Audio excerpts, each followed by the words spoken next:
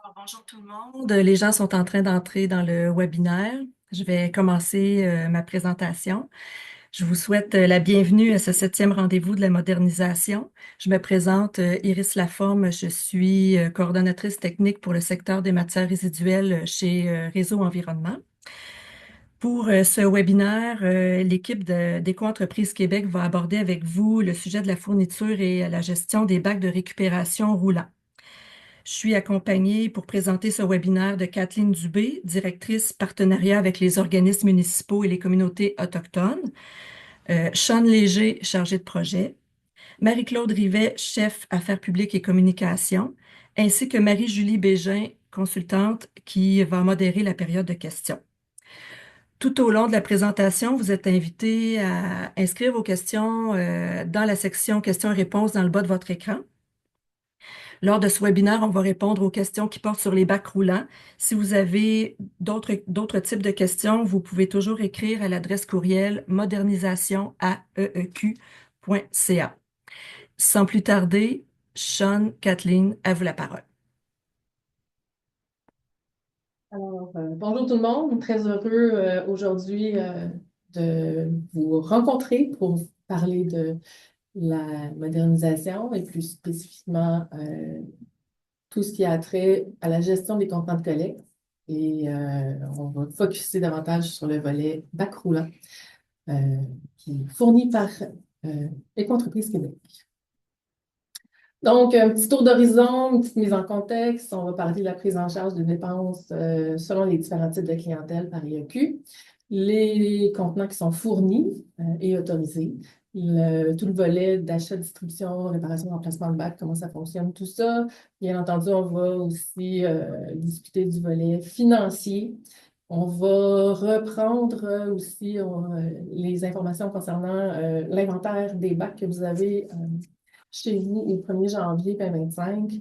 On va revoir un petit peu l'information qui vous a déjà été envoyée la semaine dernière à ce sujet-là, le public extérieur et tous les liens et procédures auxquelles vous aurez accès également vous seront présentés. Donc, mise en contexte. Bien entendu, dans le cadre de l'entente qu'on a signée, ce qui est prévu, c'est que IAQ prend en charge les dépenses relatives à la fourniture et à l'entretien des contenants de collecte, mais c'est pour seulement certaines clientèles. Et est prévu également dans l'entente que c'est IAQ qui va s'occuper de sélectionner les fournisseurs pour la production, la fabrication de bacs roulants, 360 litres, et également tout ce qui est la fourniture des services, donc d'entretien, de distribution, réparation et remplacement de bacs. Donc, c'est vraiment en fonction des types de clientèle et non pas en fonction du type de bac qu'il faut aborder la question. Donc, on peut passer à la suivante. On va répondre, on l'espère, à l'ensemble des questions. On fait un bon tour d'horizon dans cette présentation-ci. Ce qu'on voulait porter à votre attention, c'est qu'il y a trois cas types en fait, qui peuvent vous concerner. Donc, on vous a en cours d'année passée contacté pour savoir quel type de gestion des contenants vous souhaitiez faire au niveau des services de distribution, réparation et remplacement de bacs. Vous allez voir ça tout au long de la présentation des RR.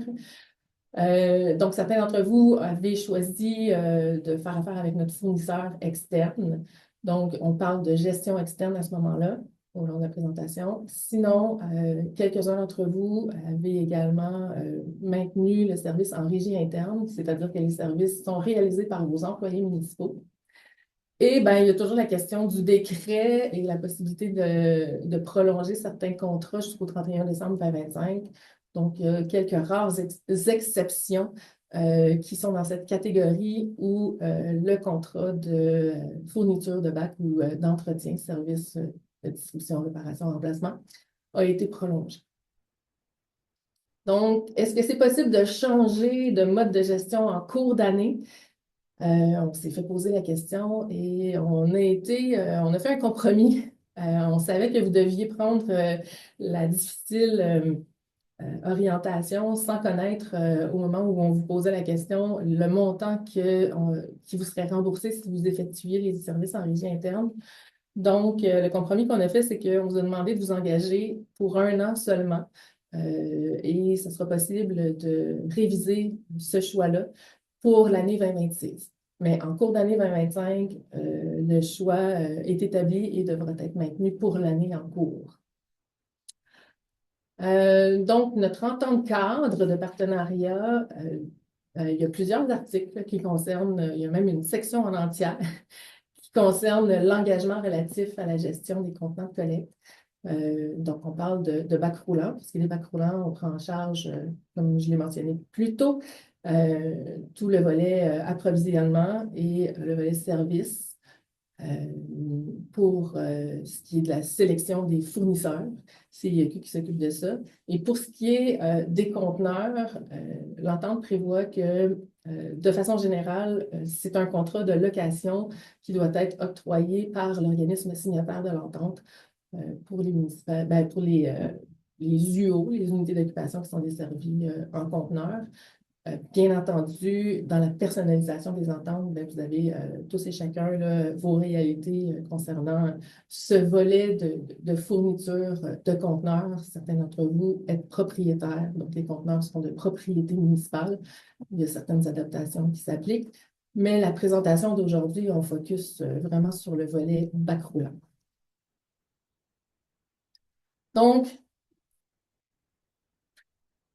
pour ce qui est de la prise en charge des dépenses, il y a une chose que vous devez retenir du présent webinaire, c'est que cette prise en charge-là par Éco-entreprise Québec, le facteur qui est déterminant, c'est le type de clientèle qui est desservie et non pas quel type de bac est utilisé pour desservir ces clientèles-là. Donc, toute clientèle, tout résidentiel de 19 logements et moins fait partie des clientèles qui sont prises en charge par IEQ. Sinon, il y a les ICI assimilables, l'institution commerce et industrie. C'est rare que les industries sont assimilables. C'est davantage les institutions et les commerces. Et on parle de assimilable lorsque ces institutions et ces commerces-là génèrent des matières similaires, assimilables au résidentiel en quantité et en nature, donc le même type de contenant, emballage et imprimé. Et c'est un maximum de 6 bacs roulants qui est prévu pour les assimilables.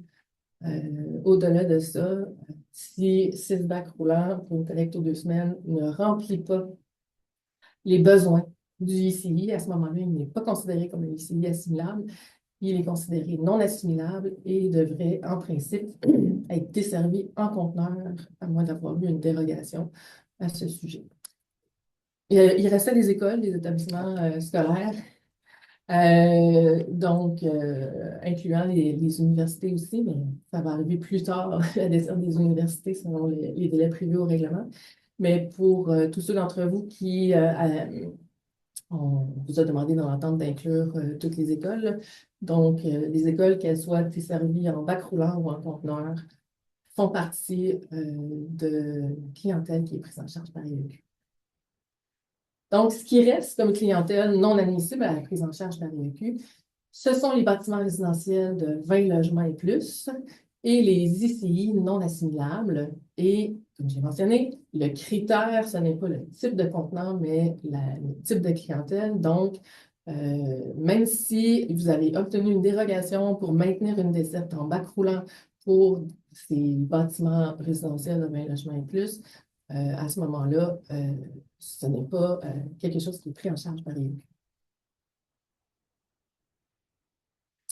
On a eu plusieurs questions par rapport au nombre de contenants de collecte par unité d'occupation. Ce qu'il faut comprendre, c'est qu'il demeure de la responsabilité de l'organisme signataire de s'assurer que chaque unité d'occupation dispose des contenants de collecte requis. Donc, nous, l'esprit qu'on a dans l'entente, c'est qu'on souhaite que les besoins soient comblés pour desservir les unités d'occupation. Donc, évaluer le nombre de contenants de collecte nécessaires en tenant compte de On nous indique de parler plus fort. Donc, je vais essayer de parler plus fort. S'assurer que chaque unité d'occupation dispose de son contenant requis. De façon générale, un bac roulant de 360 litres par unité familiale devrait être suffisant. Euh, Par contre, s'il est justifié, c'est-à-dire que s'il y a une démonstration de surplus récurrent, à ce moment-là, l'OS peut fournir un bac roulant supplémentaire ou quand on est en conteneur, un conteneur de plus grande capacité. Euh, et la précision que j'ai mentionnée tantôt au niveau sauf pour les ICI assimilables, si ça leur prend plus que 6 bacs roulants, à ce moment-là, ils deviennent non assimilables et doivent être servis par conteneur. Et dans ces cas-là où il y a démonstration de surplus récurrent, euh, ben oui, EEQ va payer pour ce bac supplémentaire. Contenant de collecte fourni et autorisé, on va regarder ça ensemble. Au niveau du type de contenant qui est fourni par l'IEQ, eh bien, l'IEQ fournit et achète que des bacs roulants 360 litres bleus. Ils sont identifiés à l'image de marque de Back Impact, munis de roues de 10 pouces et ils sont tous équipés de puces RFID, ce qui est pas mal rendu la norme maintenant euh, en sortant de l'usine. Donc, pour ce qui est des conteneurs, ben, comme mentionné tantôt, IAQ n'a pas sélectionné de fournisseur de conteneurs. C'est vraiment aux organismes signataires d'aller euh, en appel de proposition pour la location de conteneurs. Ou sinon, c'est également possible, là, comme je vous ai dit, il y a différents cas de figure, autres que ce cas qui couvre la majorité. Dans certains cas, ben, pour les clientèles qui ne sont pas visées par la prise en charge des dépenses, ça peut être laissé à l'occupant de l'unité d'occupation des servir ou sinon à l'organisme signataire s'il désire facturer ces unités-là pour la fourniture des conteneurs. Les bacs de récupération fournis, donc, ne peuvent pas être altérés ni utilisés à d'autres usages que la collecte sélective. C'est le fun d'avoir des bacs fournis gratuits, mais ils ne devraient pas être peinturés en noir et utilisés dans la collecte de déchets ou dans certaines municipalités que c'est un bac noir pour tout ne devrait pas être remplacé par un bac impact pour avoir un bac de plus à utiliser dans les autres. Donc, ça ne peut pas être personnalisé non plus. Les bacs sont standardisés à l'image de marque Bac Impact.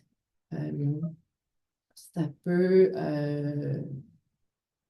C'est pas possible non plus d'avoir des grandeurs de roues différentes, là, comme c'était le cas, entre autres, dans l'appel de proposition conjointe de l'UMQ. Peut-être ajuster le micro, le son du micro. Avec leurs enfants. Non, non, je sais pas. OK, on va parler fort. Ben, comme c'est souvent la norme, que c'était souvent la norme lorsque c'était vous qui s'occupiez de la distribution de ces bacs-là, ces bacs sont assignés à un bâtiment ou un lieu spécifique. Ils ne doivent pas être déménagés. Et les bacs impact sont distribués par IEQ demeurent la propriété de Éco-entreprise Québec.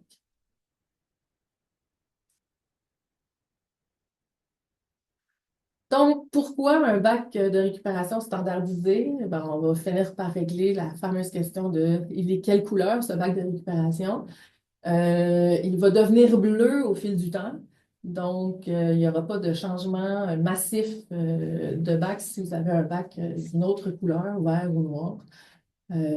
Ces bacs-là vont demeurer en place et seront remplacés au fil du temps par des bacs impact.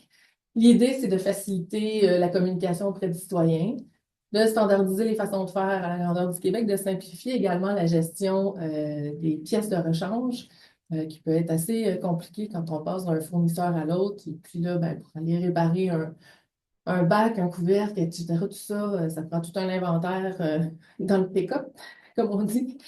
Donc, on souhaite simplifier cette gestion-là et également, bien entendu, profiter de l'économie d'échelle d'un achat regroupé à l'échelle de la province. Les bacs roulants, qu'on appelle non standardisés à l'image de marque de bac impact, sont autorisés. Donc, on accepte là, de continuer l'utilisation de ces bacs 360 litres d'une autre couleur ou certains formats de 240 litres également étaient utilisés. Donc, ça peut continuer à être utilisé pour la collecte. Cependant, au fil du temps, ben, s'ils ne sont pas réparables, à ce moment-là, ils seront remplacés par le bac bleu, bac impact. Il y a certaines unités d'occupation également qui ont bénéficié d'une dérogation, une autorisation par IEQ pour utiliser des contenants autres qu'un format 360 litres, donc soit des bacs plus petits, on parle du 64 litres traditionnel ou du 67 litres de Montréal, et dans certains cas également, le type de bac roulant de 1100 litres a été permis. Donc, si vous avez une dérogation autorisée pour ce type de contenant-là, c'est vous qui êtes responsable de gérer l'approvisionnement des 1100 litres. À ce moment-là, EEQ va vous rembourser si ces bacs-là sont distribués au sein d'une clientèle pour laquelle on assume les frais. Et notre fournisseur de services pour les services de distribution, réparation et remplacement va assurer l'entretien de ces bacs-là dans le cas où vous êtes en mode de gestion externe et si vous effectuez ces réparations-là en régie interne, toujours pour une clientèle pour laquelle c'est admissible, à ce moment-là, IEQ vous remboursera ces services-là selon la grille tarifaire qui a été partagée aux organismes concernés. Les nouveaux bacs, par contre, devront être bleus, tout comme les bacs standardisés, aucune personnalisation au nom de la municipalité à ce moment-là n'est permise. On abordera maintenant l'achat, la distribution et la réparation et le remplacement des bacs. Donc, le bac fourni par Éco-entreprise Québec de format 360 litres est fabriqué par IPL au Québec, ce qui permet là, de minimiser les délais de livraison. Éco-entreprise Québec a mandaté USD Global comme gestionnaire logistique en ce qui concerne l'approvisionnement. Donc, en quoi ça consiste? Que vous soyez en gestion externe et que ce soit un fournisseur désigné par Éco-entreprise Québec qui réalise les services ou que vous soyez en régie interne, toutes les commandes doivent être passées auprès du USD Global. Donc, USD Global a la responsabilité de réceptionner la commande, de la traiter et d'assurer la livraison au lieu d'entreposage du fournisseur ou au lieu d'entreposage municipal. Également, USD Global, dans son rôle de gestionnaire logistique, est aussi responsable de la collecte des bacs en fin de vie qui sont entreposés aux fournisseurs de services si vous êtes en gestion externe ou à l'entrepôt municipal si vous êtes en régie interne. On reviendra sur cet aspect-là quand on parlera des modalités de remplacement des bacs. Donc là, on va aborder les rôles et responsabilités allant du citoyen jusqu'à EEQ pour les services de distribution, réparation, remplacement lorsque vous êtes en mode de gestion externe. Donc, c'est-à-dire que le fournisseur est désigné par Éco-entreprise Québec et réalise les services sur votre territoire. Donc, naturellement, le citoyen place une requête auprès de l'organisme signataire qui, elle, a la responsabilité de valider la légitimité de la requête. Une fois que la requête est validée, l'organisme signataire transmet les requêtes au niveau du fournisseur désigné par Éco-entreprise Québec qui, naturellement, réalisera des services. Dans le cas de la distribution des bacs, le fournisseur désigné doit maintenir un registre des bacs distribués sur le territoire. Et une fois les services réalisés par le fournisseur de services, il facturera directement Éco-entreprise Québec pour les services rendus.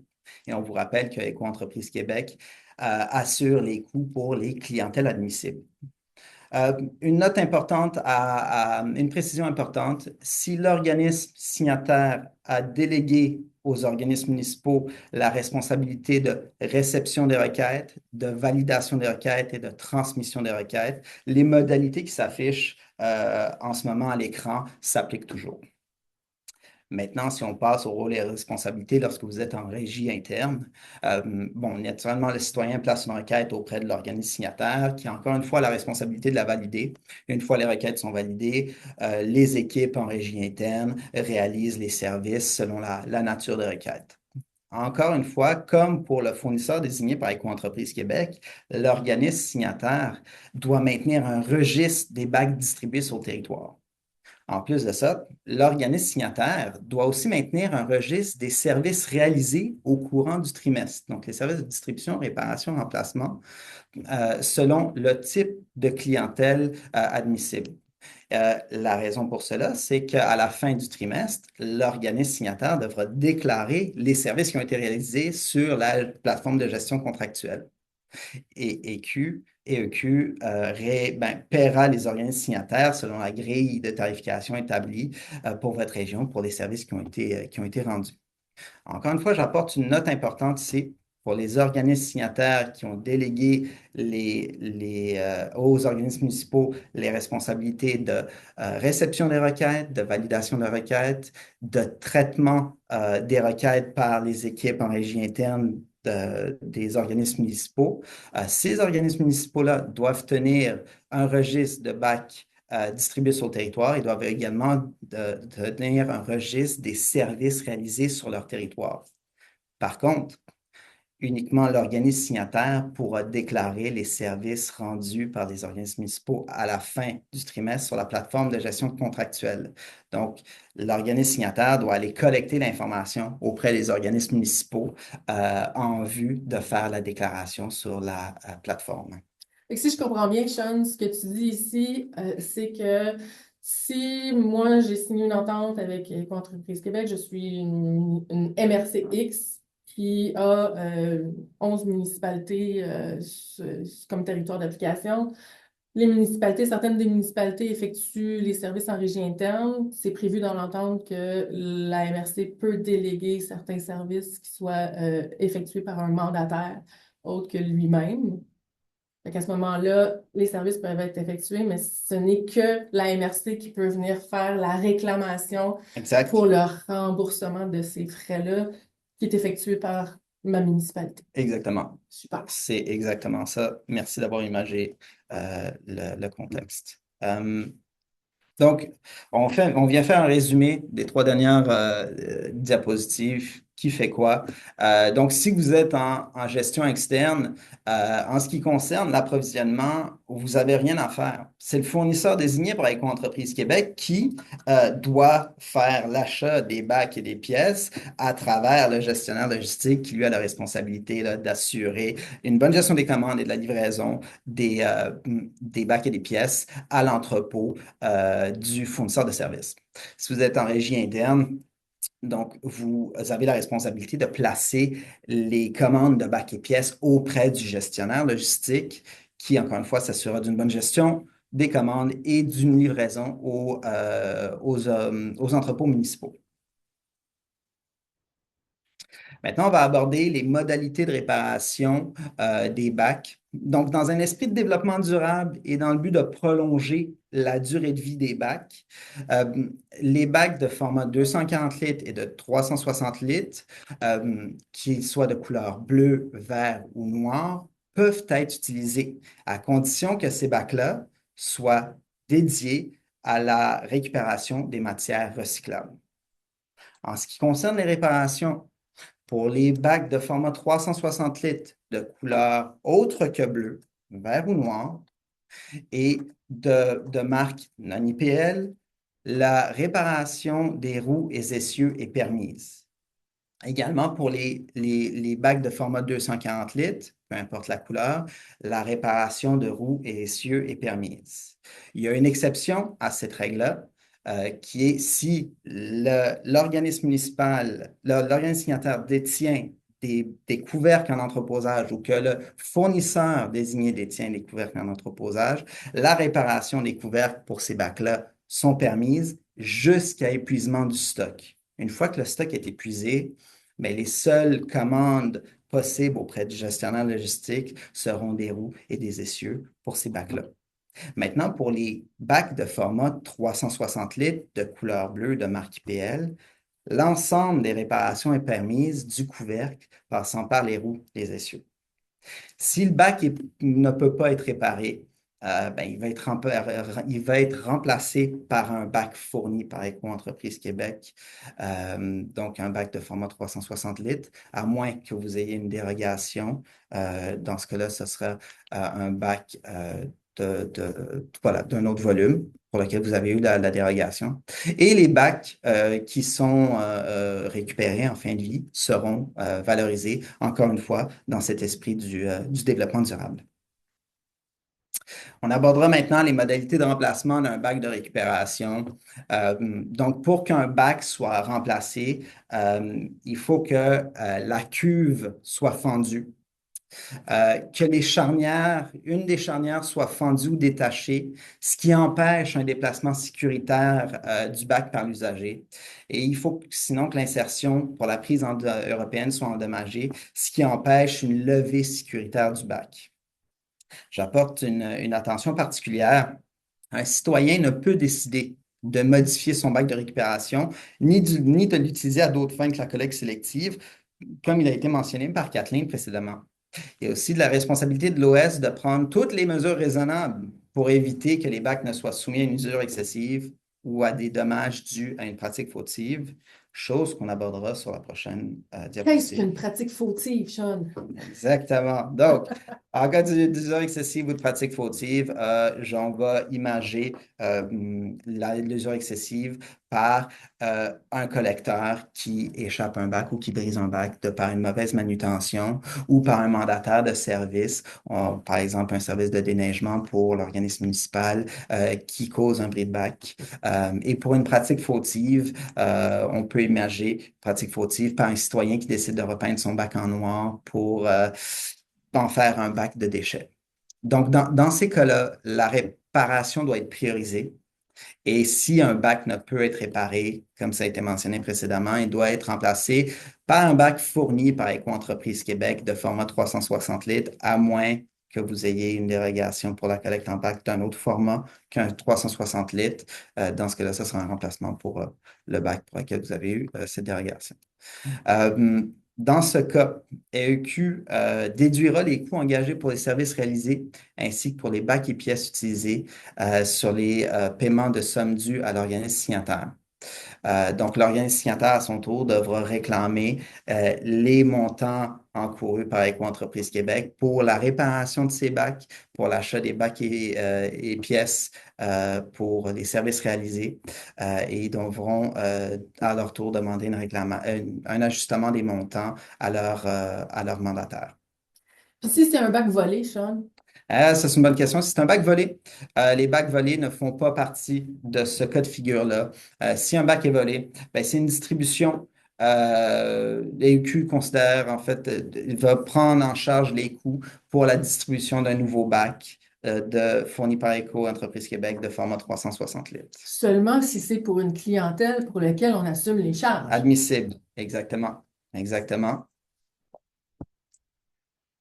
Donc, on termine cette section par les modalités de récupération de bac en fin de vie. Une fois qu'un bac est repris, donc dans un cas d'un remplacement de bac, le bac en fin de vie doit être collecté et transporté vers le lieu d'entreposage du fournisseur désigné par AEQ. Si vous êtes en gestion externe, si vous êtes en régie interne, les bacs en fin de vie doivent être entreposés, récupérés et entreposés dans les entrepôts municipaux.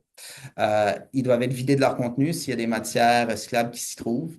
Et ensuite de ça, ils doivent être démantelés en vue d'être empilés. Donc, les roues et les essieux doivent être retirés et les pièces en bon état doivent être entreposées pour une future réparation.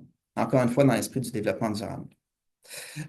Pour les bacs qui sont empilés, ils doivent être empilés à une hauteur maximale de 8 bacs. j'apporte à votre attention ici une exception. Le premier bac doit avoir ses roues et essieux encore fixés au bac et le bac ne peut pas être fendu pour assurer une bonne manutention de la pile de bac. Et comme il a été mentionné d'emblée, USD Global, à titre de gestionnaire logistique, est responsable de la collecte des bacs en fin de vie en vue de leur valorisation.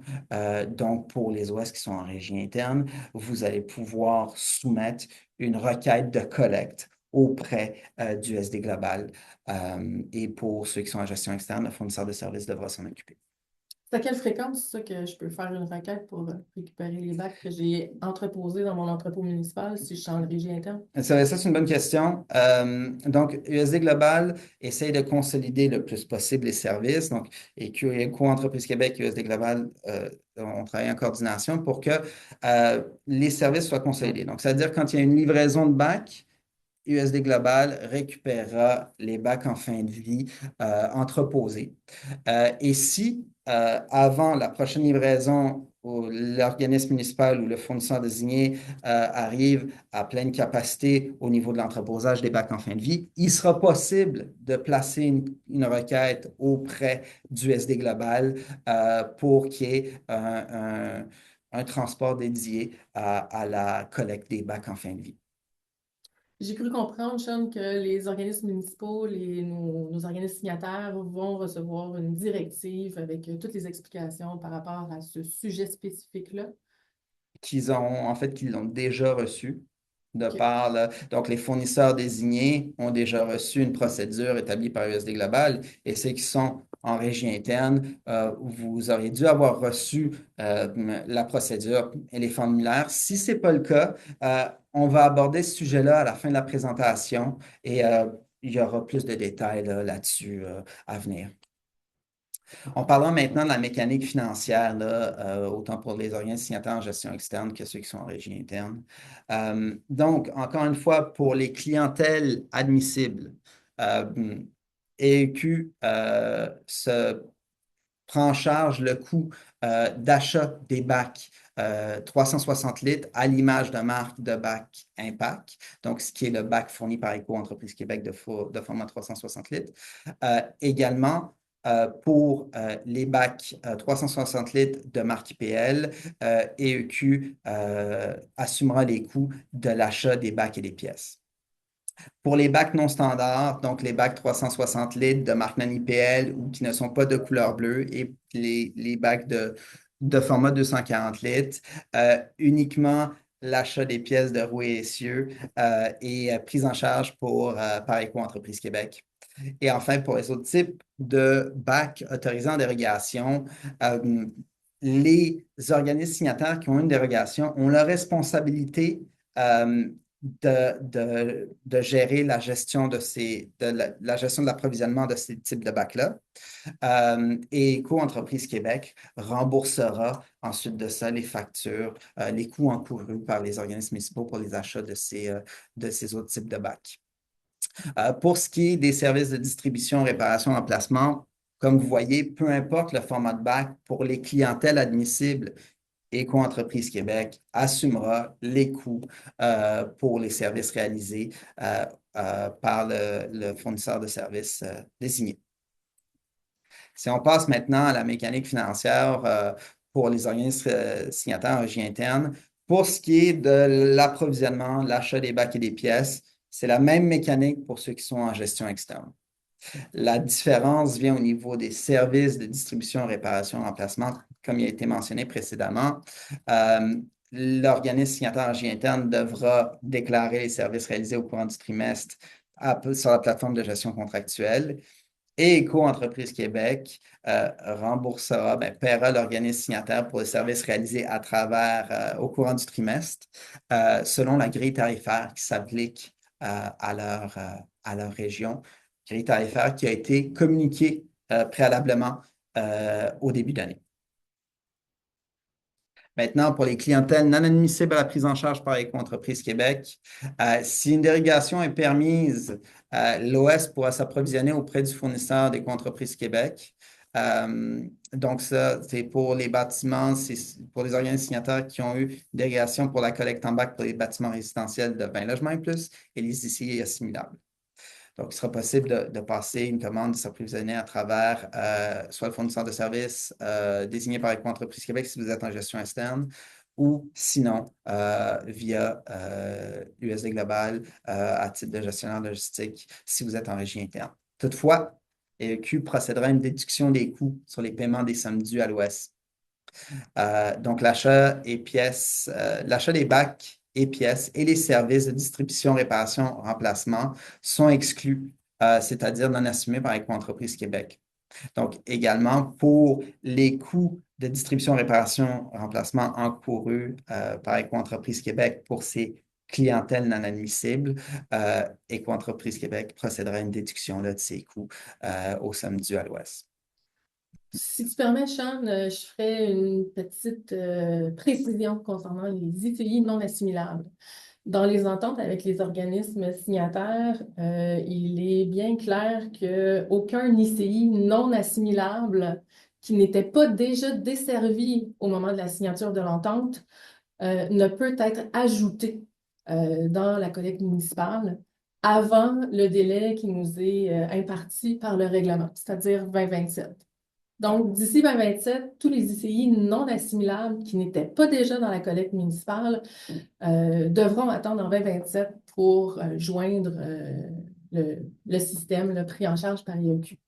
Ce qui veut donc dire que il n'est pas recommandé de faire passer ces ICI non assimilables-là pour des ICI assimilables en leur distribuant un maximum de ces bacs roulants, tel qu'on l'a dit précédemment, et en leur disant de compléter leur desserte par un service au privé si ça ne fonctionne pas pour eux. Parce que ça va être très difficile, mais que nous, on arrive avec notre système qui devra les prendre en charge en 2027 pour les faire passer à ce moment-là des bacs roulants gratuits fournis à leur statut qui devrait être effectivement le statut réel qui est de ICI non assimilable pour lesquels IEQ ne prend pas en charge la fourniture des contenants. Petite précision. Par rapport à ça, une autre précision importante à apporter, c'est que l'organisme signataire peut au choix décider d'assumer les frais. Donc, EQ déduira les sommes, là, comme il a été les sommes encourues là, pour l'achat des bacs et des pièces et les services réalisés. Donc, l'OS peut assumer les frais ou sinon, l'organisme signataire peut également tarifer ces clientèles-là. C'est également, c'est permis uniquement pour les clientèles non admissibles. On passera maintenant au bac et pièces en inventaire au 1er janvier 2025. Oui, on va faire un petit retour ici sur l'information qui vous a déjà été transférée la semaine dernière. En précisant, quels sont les contenants admissibles pour ce remboursement d'inventaire-là. Faire une distinction importante ici, là, remboursement de ce qui vous reste en inventaire. Donc, l'idée, c'est encore là dans un esprit de développement durable. À partir du 1er janvier 2025, c'est EQ qui a la responsabilité de sélectionner le fournisseur et de distribuer les packs à l'image de marque Pack Impact. Bien entendu, certains d'entre vous, l'arrimage de l'arrivée de ça, ça prenait un petit buffer, comme on dit en français. Et puis, donc, certains d'entre vous avaient encore des bacs en inventaire, aviez encore des bacs en inventaire au 1er janvier 2025. En décembre dernier, on vous avait envoyé une communication vous disant, n'oubliez pas de prendre le portrait de votre inventaire au 1er janvier. On vous revient avec les détails qu'on vous a envoyés la semaine dernière, pour le rachat de cet inventaire-là de bacs pour qu'on puisse éviter qu'il soit mis au rencard ou à l'élimination. Donc, c'est les bacs si vous aviez du 240 litres encore, rares étaient ceux qui en avaient encore, mais qui sait. 360 litres, puis tous les autres formats aussi pour lesquels vous avez eu une dérogation, comme on a vu tantôt, par exemple les 1100 litres. Si vous aviez une dérogation dans l'annexe de personnalisation, à ce moment-là, ces bacs-là, EEQ va effectuer le remboursement de ces contenants-là et qui pourront être par la suite distribués là, aux citoyens qui feront des requêtes pour de nouveaux bacs.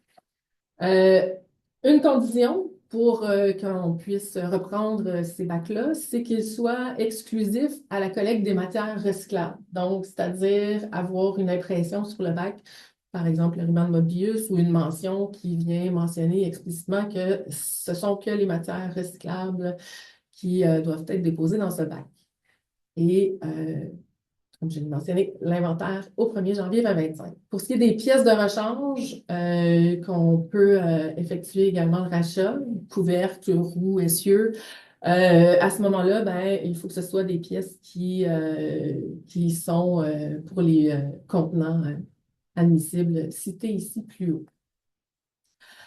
Donc, à titre d'organisme signataire, parce qu'on l'a mentionné à quelques reprises, je vais le répéter, si l'organisme signataire a délégué certaines responsabilités à ces organismes municipaux, oui, une municipalité peut par exemple effectuer les services en régie interne, mais c'est l'organisme signataire qui a la responsabilité de faire les déclarations sur la plateforme de gestion contractuelle de EEQ. Donc, c'est à l'organisme signataire de regrouper l'information au sujet des inventaires, bacs et pièces. Si auparavant, c'était chacune de vos municipalités qui gérait ça, cet inventaire-là. Vous devez conserver les documents parce qu'on peut vous demander de faire certaines vérifications. Et c'est l'organisme signataire qui devra effectuer la demande de paiement lors de la première déclaration suite au premier trimestre. Donc, à partir du 1er avril, la plateforme sera ouverte et puis c'est à ce moment-là que vous pourrez aller compléter le formulaire d'inventaire pour demander le remboursement de vos bacs que vous avez encore en stock. Juste un petit point encore. Et il y aura également le cas échéant si vous êtes une MRC et que c'était vos municipalités qui avaient l'inventaire et qui ont donc procédé à cet achat-là, de ces bacs-là. On va vous demander de remplir une déclaration confirmant que vous êtes bien légitimé de procéder à la demande de paiement au nom de vos municipalités. Donc, au niveau de la procédure et des dates limites pour soumettre la demande, les données d'inventaire et les pièces justificatives devront être soumises lors de la première déclaration trimestrielle, comme je l'ai mentionné, suivant le 1er avril. Donc, au plus tard, le 15 mai, puisque vous avez 45 jours suivant la fin du trimestre pour effectuer votre déclaration. On va vous demander, comme je l'ai mentionné précédemment, de remplir le formulaire d'inventaire pour finalement calculer le montant qui vous est dû. La déclaration d'autorisation, si ça s'applique à votre cas.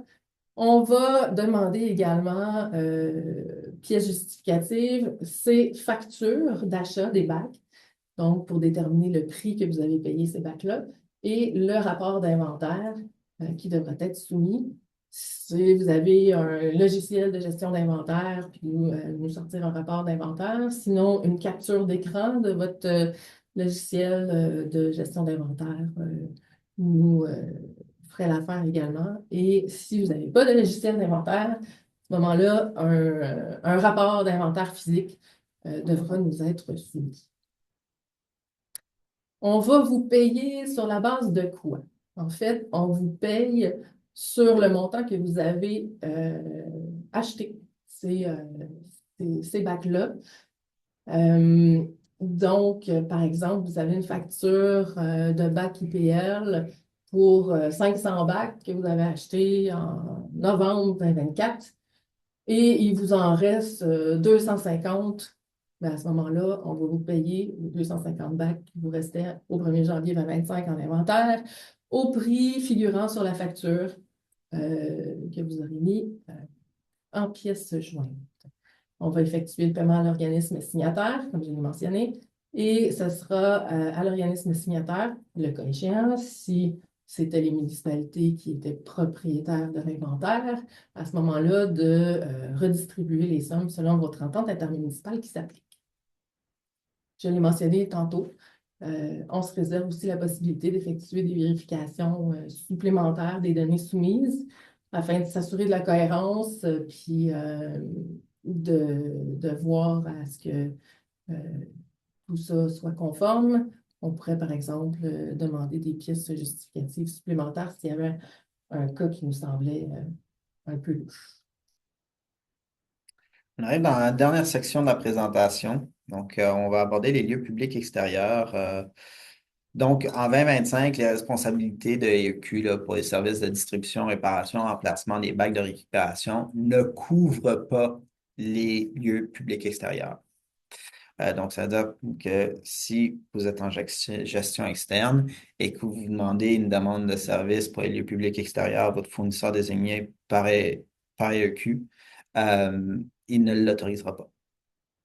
Par ailleurs, seuls les bacs utilisés en 2025 pour la desserte des lieux publics extérieurs seront remplacés aux frais de EQ s'ils deviennent inutilisables.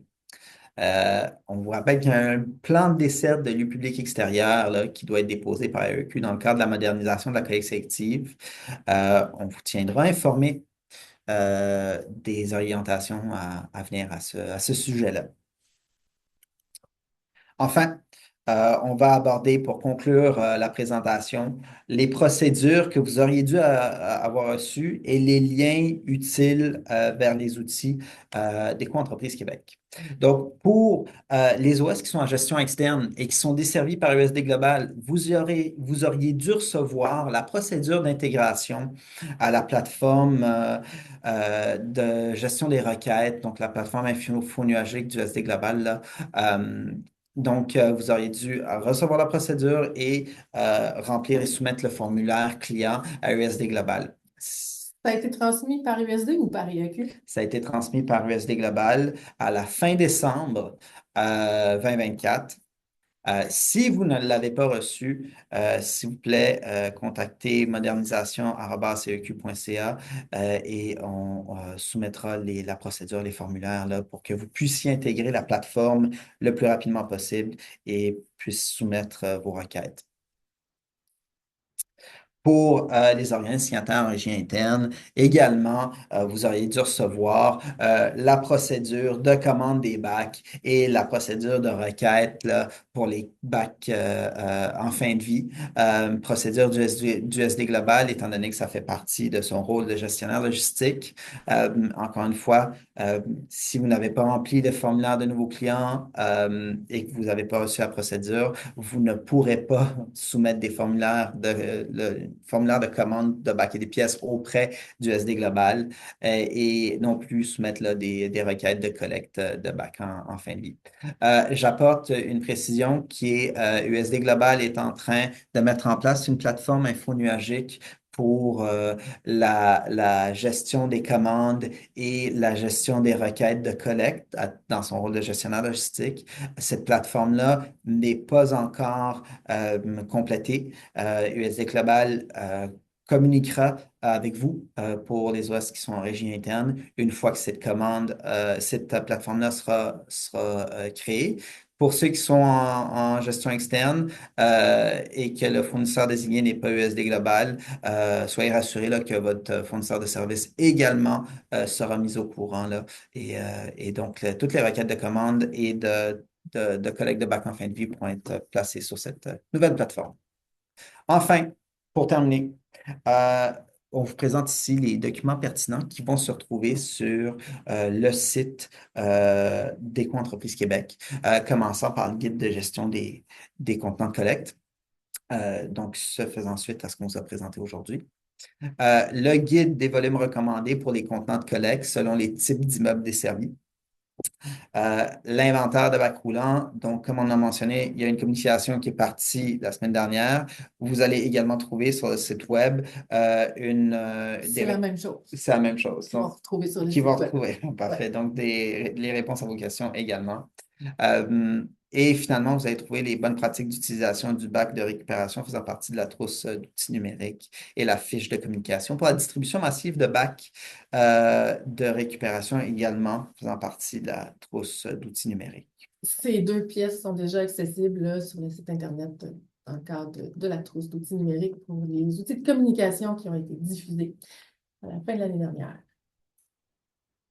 Je laisse le mot de la fin à Catherine. Oui, donc, deux choses que je souhaite que vous reteniez en sortant de ce webinaire-ci.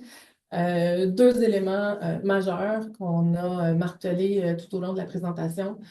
Donc, le facteur principal qui détermine si EEQ fournit et rembourse les bacs, ce n'est pas le type de contenant.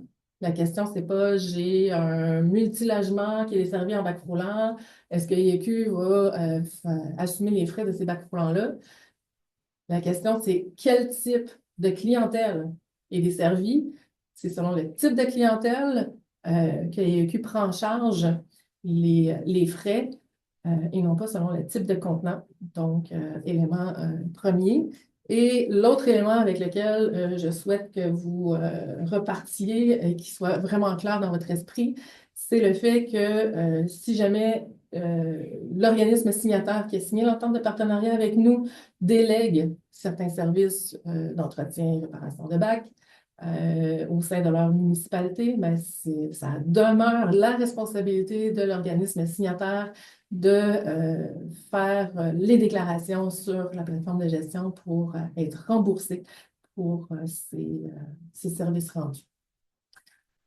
Voilà. On peut passer à la période de questions maintenant.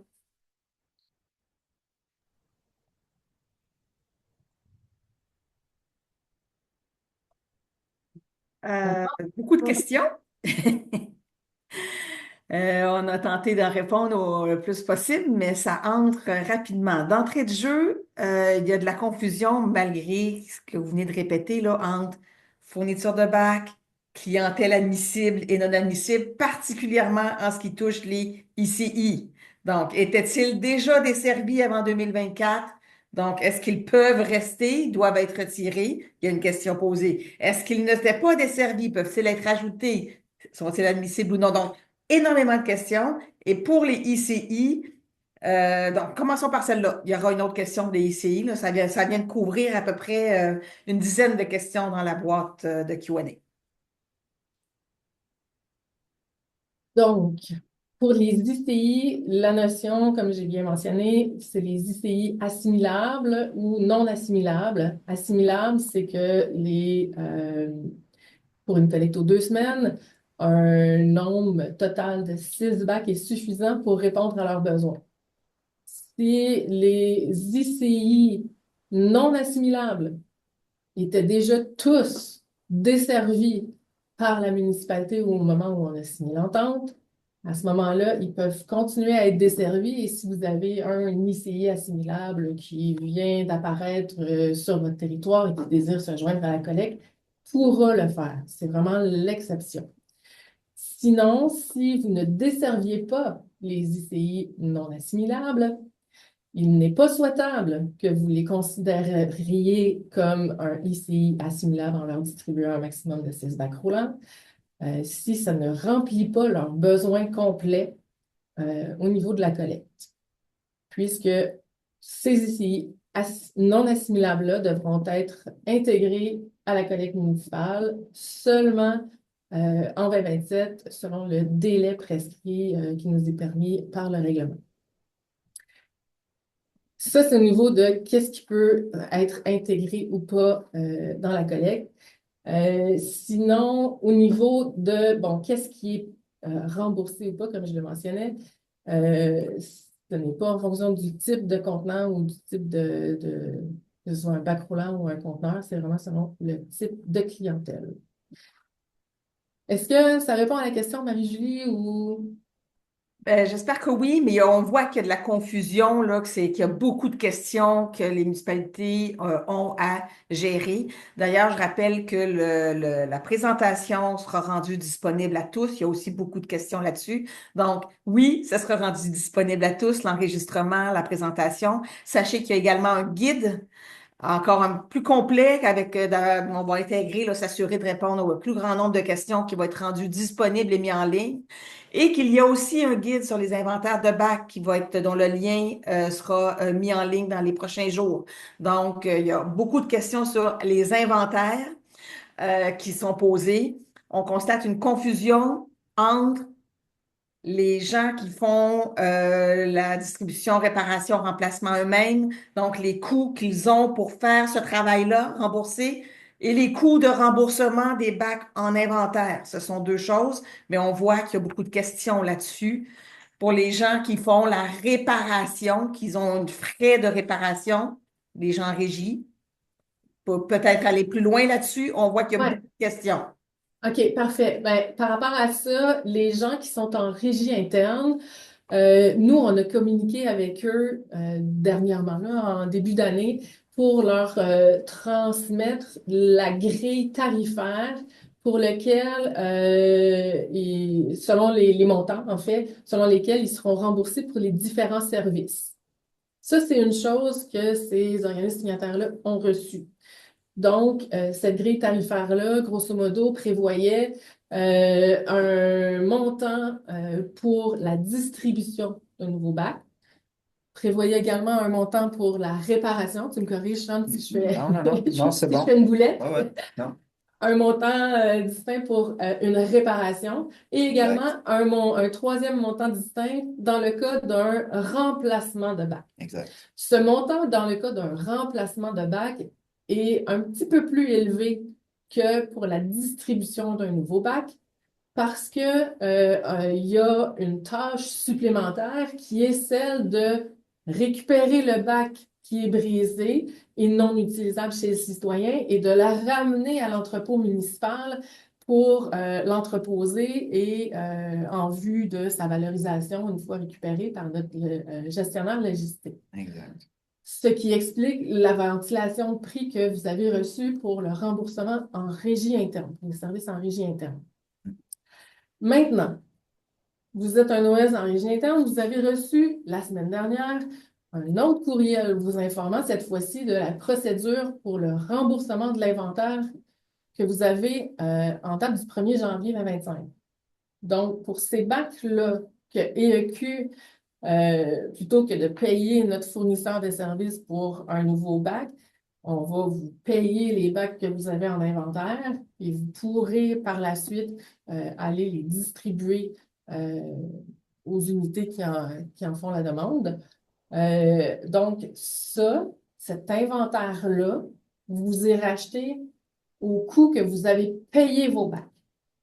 C'est pour ça que lorsque vous allez faire votre déclaration, et si vous êtes une municipalité, vous allez devoir transférer vos factures que vous avez achetées vos bacs à votre organisme signataire qui va déclarer tout ça sur la plateforme de gestion contractuelle pour que nous, on puisse effectuer le remboursement de ces bacs-là selon le montant que vous avez payé et selon la quantité de bacs qui vous reste en inventaire, qui vous reste en inventaire au 1er janvier 2025. J'espère que c'est un petit peu plus clair. Quelques questions qui tournent autour des critères pour accepter une demande de bac supplémentaire pour une clientèle unifamiliale. Je l'ai mentionné rapidement tantôt. Nous, ce qu'on souhaite, c'est que les unités d'occupation à desservir aient l'espace suffisant pour répondre à leurs besoins. Donc, on n'est pas fermé à la distribution de bacs supplémentaires. Par contre, si jamais vous êtes un organisme municipal qui devait réduire la fréquence de collecte, par exemple, passer d'une collecte à la semaine à une collecte aux 2 semaines, nous n'acceptons pas de faire un déploiement massif de deuxième bac dans un tel cas. Il faudra y aller à la pièce et sur démonstration que votre citoyen, que c'est une famille qui sont 6 à la maison, puis que c'est vraiment clair que ils ont un surplus récurrent de matières recyclables, qu'un bac roulant n'est pas suffisant. À ce moment-là, vous pourrez accepter la requête et ça demeure cette responsabilité-là de déterminer est-ce que cette requête-là est légitime ou pas, c'est de la responsabilité de l'organisme signataire d'effectuer cette vérification. Merci. Quelques questions autour, je sais qu'il y avait une diapositive là, sur les lieux extérieurs, mais il y a quelques questions qui tournent autour des événements municipaux. Donc, que ce soit la fête nationale ou autre type d'événement municipal. Est-ce que, si, bon, souvent les municipalités prenaient des bacs usagés, les réutilisaient dans ces lieux-là, est-ce que c'est collecté, assumé par IEQ? Préciser, peut-être juste rappeler le message qui a été mentionné, s'il te plaît. Ouais, pour les lieux publics extérieurs, comme ça a été mentionné, pour ceux qui sont en gestion externe, les requêtes de services pour les lieux publics extérieurs sont pas acceptées par le fournisseur désigné par Éco-entreprise Québec. Ce qui veut dire que les organismes signataires en gestion externe devra prendre en charge les requêtes de distribution pour ces événements-là. Donc, autant de distribution sur le terrain que rapatriement dans les entrepôts municipaux, étant donné que ces bacs-là ne peuvent pas être entreposés chez le gestionnaire logistique. Donc, ça, c'était la première des choses. Et comme ça a été mentionné également, en 2025, EQ paiera, assumera uniquement les coûts de remplacement des bacs pour les lieux publics extérieurs qui sont actuellement utilisés et déployés sur le terrain. Est-ce qu'il y avait autre chose, Kathleen? Ah bon. Donc, plusieurs questions aussi où les villes, donc probablement que c'est des villes avec décret, là, le nom n'a pas, la municipalité n'est pas écrite, mais la ville ou l'Ouest n'est pas le propriétaire des inventaires, mais plutôt le fournisseur de services. D'accord. Est-ce que l'OS doit quand même demander et transmettre des informations concernant les inventaires? Comme je dis, c'est pas mentionné, mais la question revient à quelques reprises. Dans ce cas-là, moi, ce que je comprends, on a eu quelques cas particuliers où, par exemple, les bacs n'appartenaient pas à la municipalité ou aux citoyens, mais étaient plutôt loués. C'était le collecteur qui fournissait le bac. Donc ça, c'est vraiment du cas par cas. On vous invite à communiquer avec nous à l'adresse modernisation q.ca, puis on va pouvoir étudier votre situation très particulière pour voir ce qu'il y en est de ce parc de bacs-là, qu'on puisse maintenir la desserte. Vous l'avez mentionné également, peut-être rappeler comment et à quel moment les organismes signataires auront accès à la plateforme pour effectuer les demandes de remboursement et faire leur déclaration ou autre. Donc, peut-être c'est une belle opportunité là, de Annoncer nos 2 autres webinaires à suivre. Si vous n'êtes pas déjà inscrit, inscrivez-vous. Le 27, on a le premier webinaire qui va vous expliquer ce qu'il en est de cette plateforme de gestion contractuelle-là, qui sera mis en ligne, la plateforme, au 1er avril. Et un petit peu plus tard, suivant sa mise en ligne, le 10 avril, il y a un deuxième webinaire où là, on va faire un peu le tour du propriétaire avec vous pour vous guider comment naviguer à travers cette plateforme-là et vous expliquer plus en détail là, comment procéder directement dans la plateforme pour effectuer votre déclaration et votre demande de remboursement pour les services rendus. Merci. J'essaie de regrouper les questions. Il y en a encore beaucoup, ça continue d'arriver. Donc, plusieurs questions autour de bris de bac lorsque c'est fait par le collecteur. Soit que le bac tombe dans la cuve, soit que le bac est brisé. À ce moment-là, donc, pouvez-vous juste rappeler brièvement la procédure ou comment ça fonctionne? Qui est responsable de quoi? Oui, dans le cas d'un bris pour le collecteur-transporteur, il y a deux situations en fait qui se passent. Soit le collecteur-transporteur réalise lui-même les services de réparation, remplacement. Dans ce cas-là, l'EEQ ne s'attend pas à ce que l'organisme signataire soit facturé ou que EEQ soit facturé pour ça. C'est à la charge du collecteur-transporteur. L'autre cas de figure, c'est si l'organisme signataire sous-traite ou réalise les services de réparation et remplacement en régie interne. Donc, je vais commencer par le premier cas. Si vous êtes en régie interne et que vous réalisez la réparation et le remplacement des bacs pour les bris causés par le collecteur, vous allez pouvoir déclarer sur la plateforme de gestion contractuelle les réparations et remplacements réalisés dans ce cas-là. Prenez note que EEQ déduira les sommes dues à l'organisme signataire pour l'utilisation des bacs et des pièces utilisées pour la réparation et remplacement pour un bris causé par le collecteur. Et donc, ce sera à l'organisme signataire d'aller s'assurer qu'il y a un ajustement sur la facture de collecte transport suite à ça. Ou sinon, l'organisme signataire qui est en gestion externe peut sous-traiter ce service-là à un fournisseur. Dans le cas où EEQ est facturé pour ces services-là, EEQ déduira les sommes dues à l'organisme signataire pour, encore une fois, les services réalisés et les pièces et bacs utilisés dans le cadre de ces services-là. Ou sinon, si le fournisseur de services, le sous-traitant, facture directement le collecteur-transporteur, mais dans ce cas-là, c'est le collecteur-transporteur qui en assumera les coûts. Merci, Sean. Je reviens sur les ICI. Est-ce qu'il est possible, donc, un ICI n'est non assimilable ou peut être partiellement? Donc, est-ce qu'il est possible pour un ICI d'avoir une partie, une collecte en bac, donc pour aller jusqu'au 6 bacs maximum admissible, et une partie au privé, donc pour le surplus qui serait généré, s'il y a une dérivée là-dessus, sur cette question-là, encore une fois, dans les questions posées.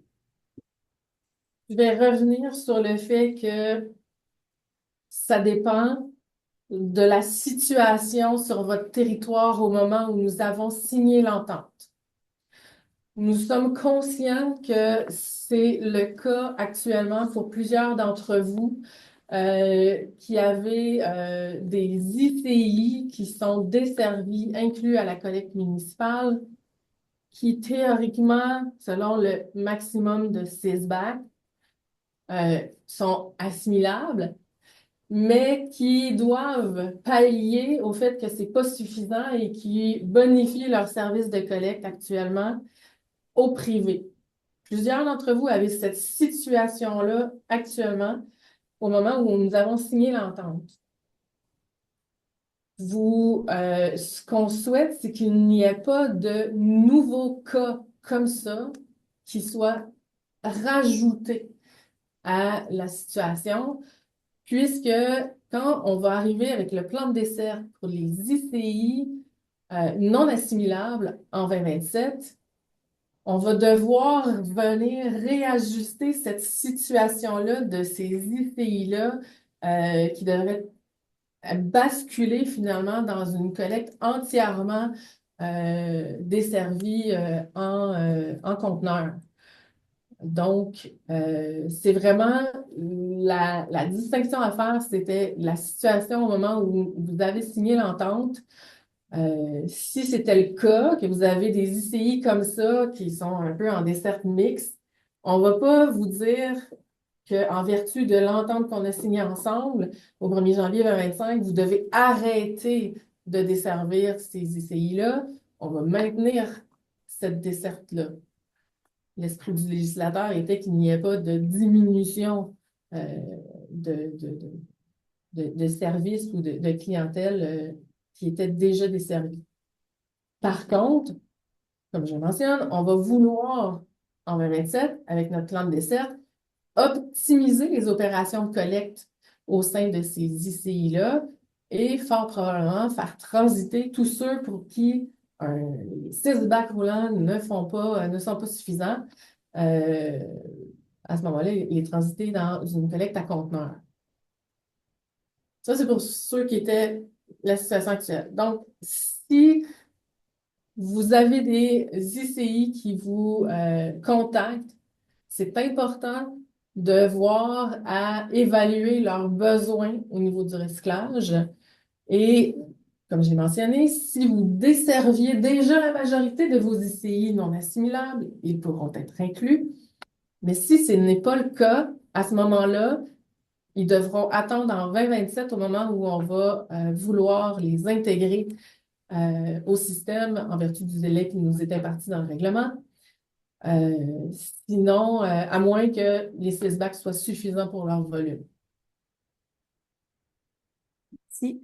Je rappelle aussi qu'il y aura un guide, comme vous l'avez mentionné, là, sur des volumes recommandés pour les contenants de collecte selon les types d'immeubles. Ça peut aussi aider. Il y a des questions sur comment on fait pour savoir qu'est-ce qui est recommandé. Ce guide-là sera rendu disponible sous peu. Donc, il y avait aussi par rapport à, je reviens aux lieux, aux événements extérieurs, il y avait une question en disant, oui, moi, je suis en régie interne. Est-ce que je comprends que les bacs sont peut-être pas fournis? Est-ce que si j'ai des cols bleus, la main-d'œuvre qui va faire la récupération, est-ce que c'est admissible à remboursement pour un événement extérieur? Ouais.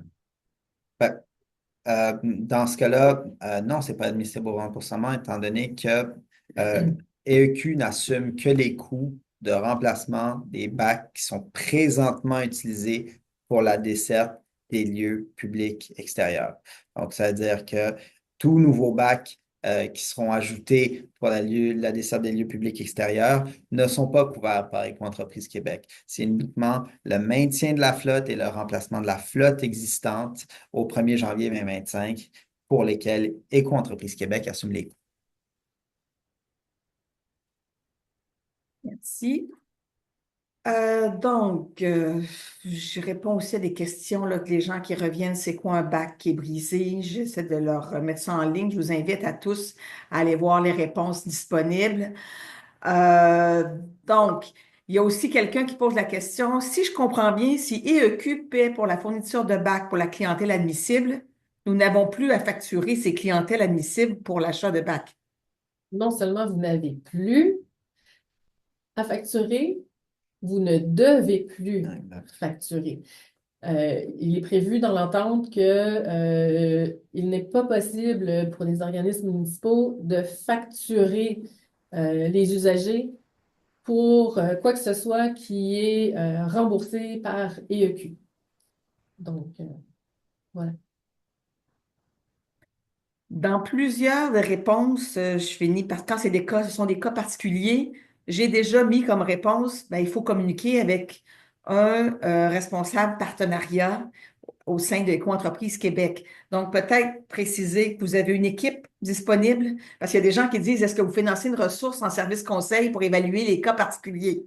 Donc, peut-être préciser un peu l'équipe en support. Oui, ben, tout à fait. Effectivement, on a nos responsables de partenariats municipaux. Donc, on a une équipe ici de 4 RP là, qui sont à pied d'œuvre pour vous accompagner à travers vos différentes questions, que ce soit pour ceux qui n'ont pas encore été en appel d'offres pour les services de collecte, par exemple. On fait des suivis à cet effet-là. Mais si vous avez des questions au sujet de différentes particularités, n'hésitez pas. La porte d'entrée demeure la porte d'entrée principale, modernisation à eq.ca. Et à ce moment-là, les requêtes sont réparties au sein là, des responsables de partenariat qui sont attitrés à votre territoire. Si le temps file, on a jusqu'à quelle heure? Je pense que c'est pas mal là. Je Il pense reste une minute. ouais, jusqu'à 10h15. Peut-être Mais je vais me permettre, la oui. petite minute qui reste, Marie-Julie, on est en recrutement d'ailleurs pour bonifier notre équipe de responsables partenariat. Sur le site ieq.ca, section carrière, on vous invite à aller visiter plusieurs postes disponibles à travers l'organisation, pas seulement au sein de ma direction. Mais si ça vous tente de joindre l'équipe, on est super dynamique et très intéressé à recevoir votre candidature pour le poste de responsable partenariat senior qui est affiché actuellement.